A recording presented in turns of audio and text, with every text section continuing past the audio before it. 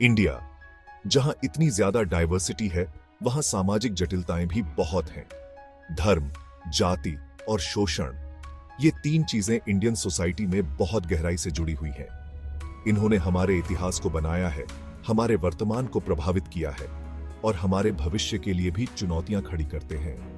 इन तीनों के बीच के रिश्ते को समझना बहुत जरूरी है, तभी हम इस देश को समझ सकते हैं। धर्म का इंडियन सोसाइटी पर बहुत गहरा प्रभाव रहा है। इसने हमारे मूल्यों, विश्वासों और रीति रिवाजों को आकार दिया है। जाति व्यवस्था, जो एक कठोर सामाजिक पदानुक्रम है, ने सदियों से असमानताएं और भेदभाव पैदा किए हैं, जो आज तक कायम है। शोषण, जो अक्सर धर्म और जाति से जुड़ा होता है, ने अनगिनत लोगों को हाशिए पर ला दिया है और उन्हें वंचित रखा है। यह ऐसे इंडिया में धर्म, जाति और शोषण की जटिलताओं के बारे में बताता है। यह बताता है कि ये चीजें कैसे एक दूसरे से जुड़ी हैं, असमानता को कैसे बढ़ावा देती हैं और सामाजिक प्रगति में कैसे बाधा बनती है। इन मुद्दों को समझकर हम एक ऐसे समाज के लिए प्रयास कर सकते हैं जहां न्याय हो और सबको बराबरी का हक मिले। इस एक्सप्लोरेशन का मकसद इन जटिल समस्याओं की जड़ों, उनके आज के रूपों और उनके संभावित समाधानों पर प्रकाश डालना है। इन मुद्दों को समझकर और उनका समाधान करके ही इंडिया सभी के लिए समानता और न्याय के अपने वादे को पूरा करने की दिशा में आगे बढ़ सकता है। इंडिया में धर्म सिर्फ निजी आस्था की बात नहीं है, यह जीवन के हर पहलू में रचा बसा है। जन्म से लेकर मृत्यु तक धार्मिक रीति रिवाज और परंपराएं महत्वपूर्ण अवसरों को चिह्नित करते हैं। धार्मिक संस्थानों का बहुत प्रभाव है, जो सामाजिक मानदंडों और मूल्यों को आकार देते हैं। हिंदू धर्म, जो प्रमुख धर्म है और जिसमें देवी देवताओं की एक विशाल श्रृंखला है, लाखों लोगों के जीवन पर गहरा प्रभाव डालता है। इस्लाम, दूसरा सबसे बड़ा धर्म, देश की धार्मिक विविधता में अपनी अनूठी परंपराओं और रीति रिवाजों के साथ योगदान देता है।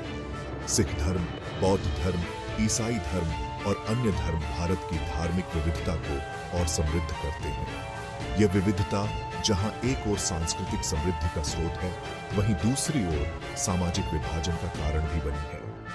धार्मिक पहचान अक्सर जाति जैसी अन्य सामाजिक श्रेणियों के साथ मिल जाती है, जिससे जटिल और कभी-कभी विवादित निष्ठाएं पैदा होती हैं।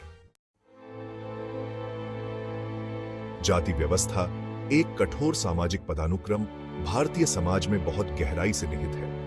यह लोगों को जन्म के आधार पर अलग-अलग समूहों में विभाजित करता है, जहां हर जाति को एक खास सामाजिक दर्जा और पेशा दिया जाता है।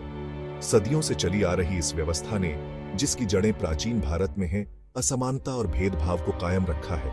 4 मुख्य जातियों, जिन्हें वर्ण कहा जाता है, वे हैं ब्राह्मण, जो पुजारी और विद्वान होते हैं; क्षत्रिय, जो योद्धा और शासक होते हैं; वैश्य, जो व्यापारी और दुकानदार होते हैं; और शूद्र, जो मजदूर और सेवा प्रदाता होते हैं।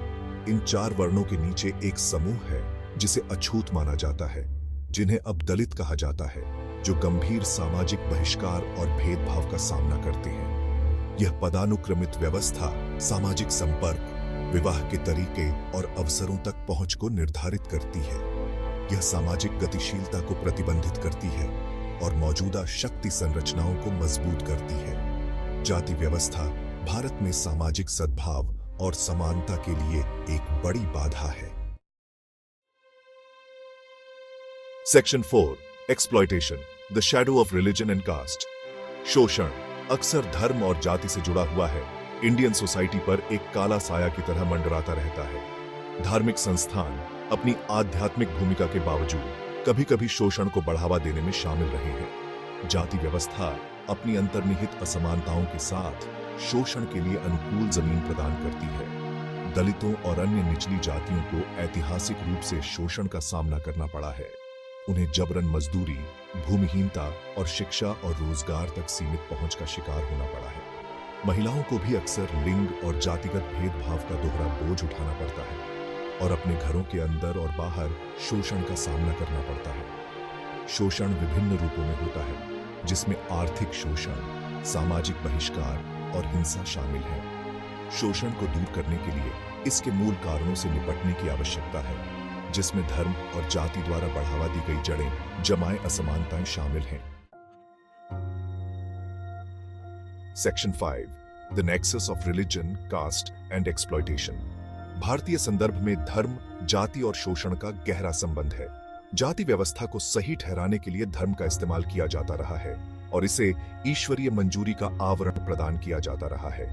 धार्मिक विश्वासों और सामाजिक पदानुक्रम के इस मेल ने जाति व्यवस्था को चुनौती देना और भी कठिन बना दिया है। उदाहरण के लिए, कर्म की अवधारणा का उपयोग जाति व्यवस्था को समझाने और उसे वैध बनाने के लिए किया गया है। माना जाता है कि व्यक्ति अपने पिछले जन्मों के कर्मों के आधार पर अपनी जाति में जन्म लेता है। यह विश्वास प्रणाली एक पूर्व निर्धारित सामाजिक व्यवस्था की धारणा को पुष्ट करती है, जिससे यथास्थिति पर सवाल उठाना या उसे चुनौती देना मुश्किल हो जाता है।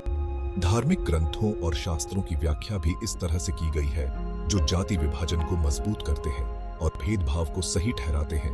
धार्मिक सिद्धांतों की इस व्याख्या ने असमानता और शोषण को बनाए रखने में योगदान दिया है।